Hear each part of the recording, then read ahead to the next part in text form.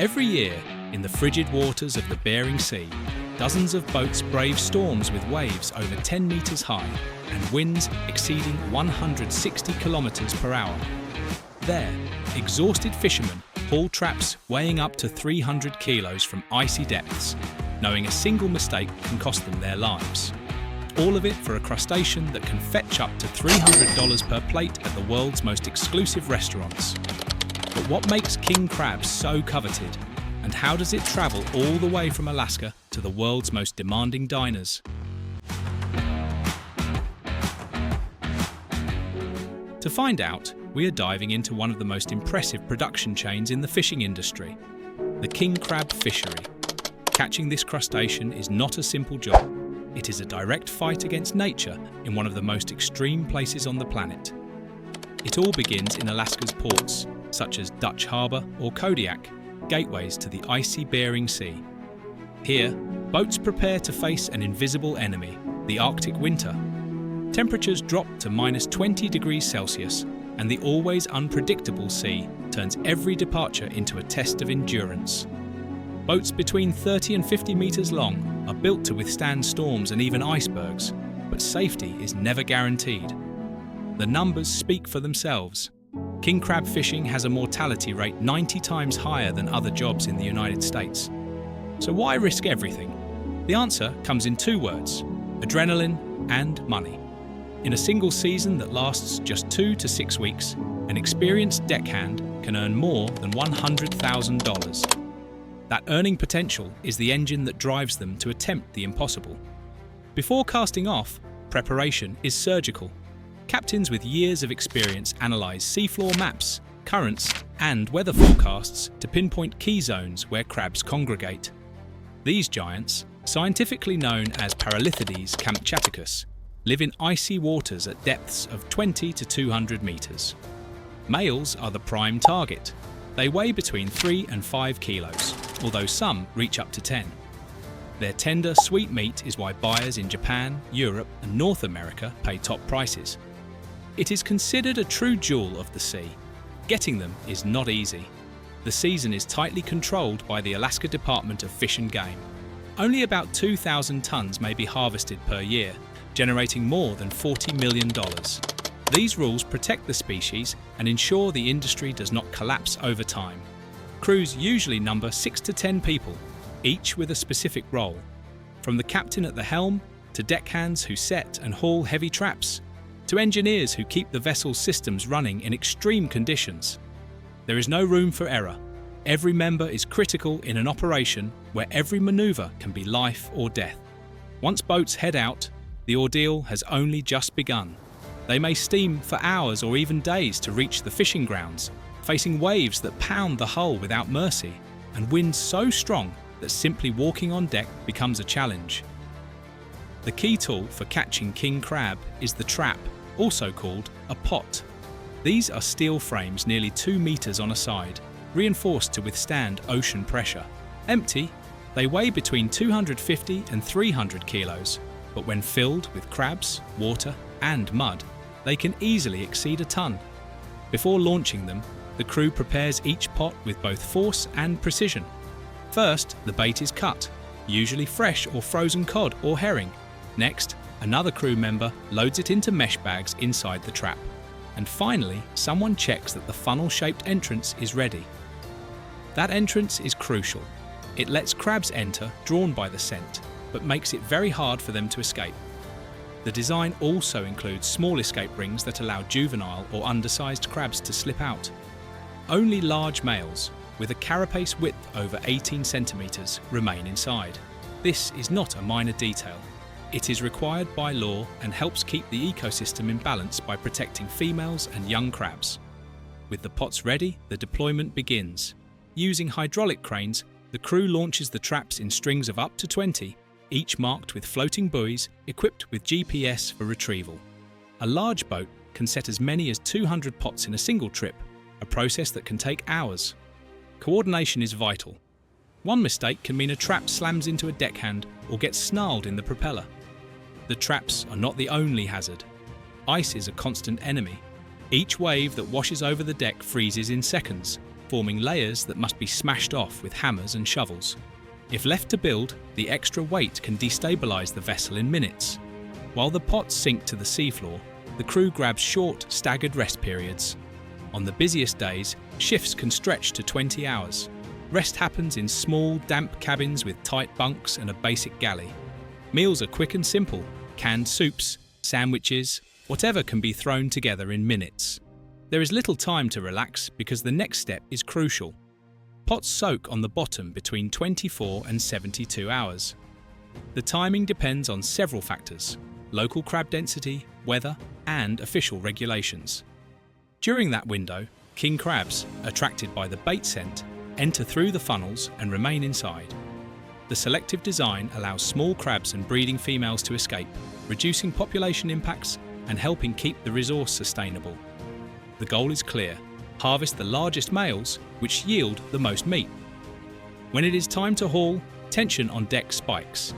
The boat returns to the GPS-marked buoys, and with long gaffs or hydraulic cranes, the crew begins to bring them aboard. It is one of the most dangerous moments of the entire operation. Each pot, now loaded, can weigh over a ton. Cranes must work with precision to avoid lines snapping or a pot crashing onto the deck. A single rogue wave or sudden motion can cause severe injuries, from blunt force trauma and fractures to fatal man-overboard incidents. It is no accident that most injuries and deaths in crab fishing happen at this stage. Once on deck, the pots are opened carefully. What follows is controlled chaos.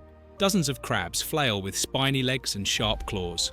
The crew dumps them into sorting tables where the first selection begins. Wearing reinforced gloves, deckhands separate specimens by size, sex, and condition. To tell males from females, they check the abdomen. Males have a narrow flap, while females have a wider one that covers much of the underside. Only males above the legal minimum size, about 18 centimeters across the carapace, stay aboard. Smaller or damaged crabs are returned to the sea alive, a mandatory practice often supervised by inspectors from the Department of Fish and Game. This selection ensures product quality and, at the same time, protects the long-term continuity of the species. An average crab weighs around 5 kilos, though some have been known to exceed 10, true giants considered trophies of the sea. Each specimen represents money on the market, which is why the crew works with discipline and precision. In such a hostile environment, there is no room for mistakes or wasted effort. The selected crabs are immediately transferred to what are known as holding tanks, massive containers filled with cold seawater that is constantly circulated to maintain oxygen levels and a stable temperature between 4 and 6 degrees Celsius. These systems recreate the ocean's natural conditions, preventing the animals from experiencing stress that could affect the quality of their meat. On larger vessels, these tanks can hold several tons of crab and include filtration systems to remove impurities, ensuring a clean and stable environment.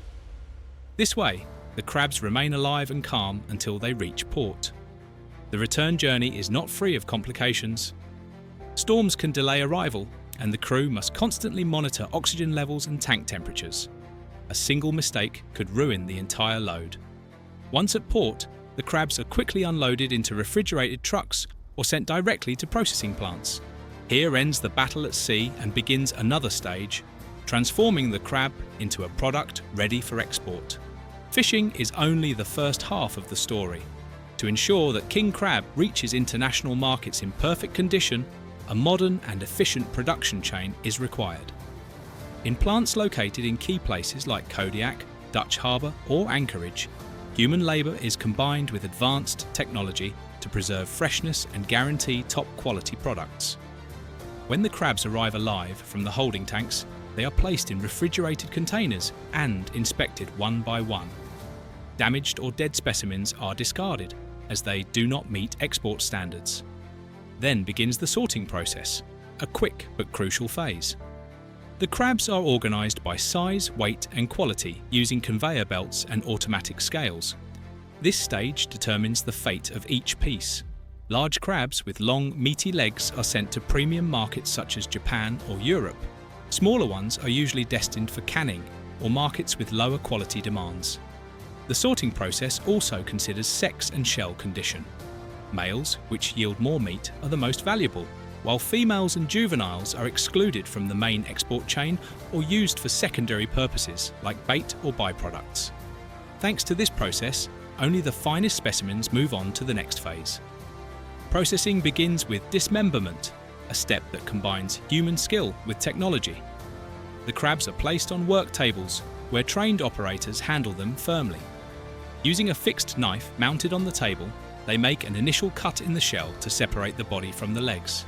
This step requires precision.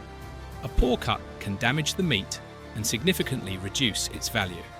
The legs then move through mechanical systems with rotating blades that divide them into specific sections: the mirus, the largest and most valuable segment, the middle parts, and the tips.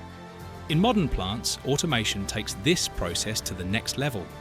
Robotic arms with cameras and high-resolution sensors analyze each crab and make the cuts with unmatched precision. These machines can process hundreds of crabs per hour and guarantee uniformity. Nothing goes to waste. Shells and viscera are used for fertilizers, oils, or bait, adding efficiency and supporting the industry's growing focus on sustainability. The mirus meat is the most sought after. This thick, juicy segment is ideal for raw, boiled, or grilled dishes. Extracting it requires breaking the legs manually or using hydraulic presses that apply controlled pressure to release the meat without crushing it. It takes 3 to 4 large legs to obtain 1 kilo of meat, which explains its high price. In markets like Tokyo or New York, it can reach up to $200 per kilo. After extraction comes the decisive step: cooking, which defines the crab's flavour and texture. Legs or sections are placed in large metal baskets and boiled in salted water, or steamed for 15 to 20 minutes, depending on size. Premium markets usually prefer steaming, as it better preserves the natural sweetness and firmness of the meat. Immediately after cooking, the crab legs are plunged into ice baths or brine at 0 degrees Celsius to halt the cooking process and maintain quality. This rapid cooling is essential. Mistiming or poor technique can ruin an entire batch, causing the meat to lose freshness or flavour. Quality control at this stage is strict. Inspectors check each batch for colour, texture, and aroma. Perfect crab meat should have an opaque white tone, a fresh scent, and a slight sweetness. Anything below standard is either discarded or redirected to lower value lines. After cooking, the crab is prepared for export. There are 2 main routes: freezing and canning.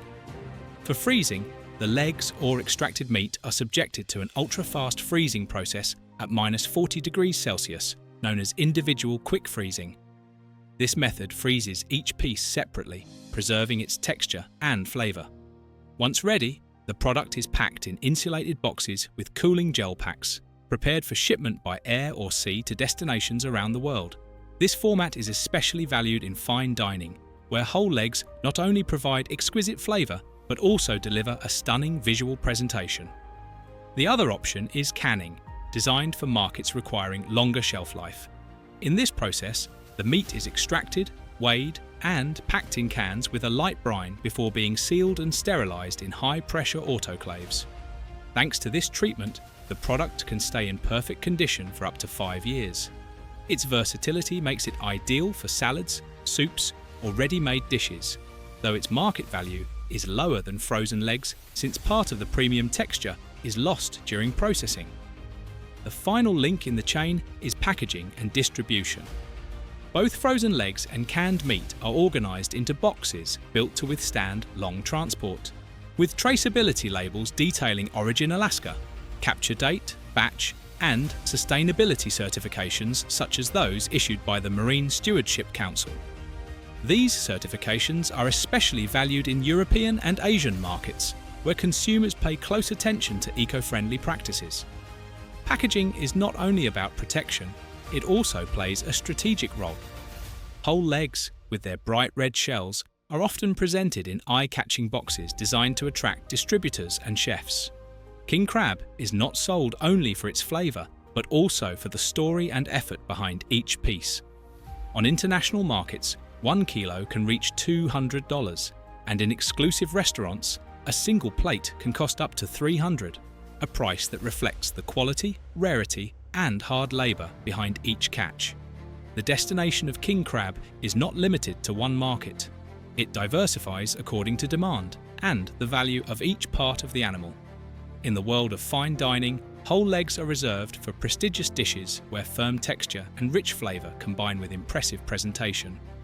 Processed meat, either canned or frozen in portions, allows for more accessible consumption in supermarkets and high turnover restaurants, where it serves as the base for practical, versatile dishes. The cycle does not end there. What might appear to be waste, shells and viscera, becomes valuable material for fertilizers, marine oil supplements, or bait for future fishing expeditions. Thus, every crab is used to its fullest, showing how tradition, technology, and sustainability intertwine in an industry determined to bring out the best of the ocean. And you? Have you ever tried this delicacy from the sea? Let me know in the comments. If you enjoyed this video, give it a like and subscribe. In the next windows, you'll find more fascinating industrial process videos just like this one. See you next time!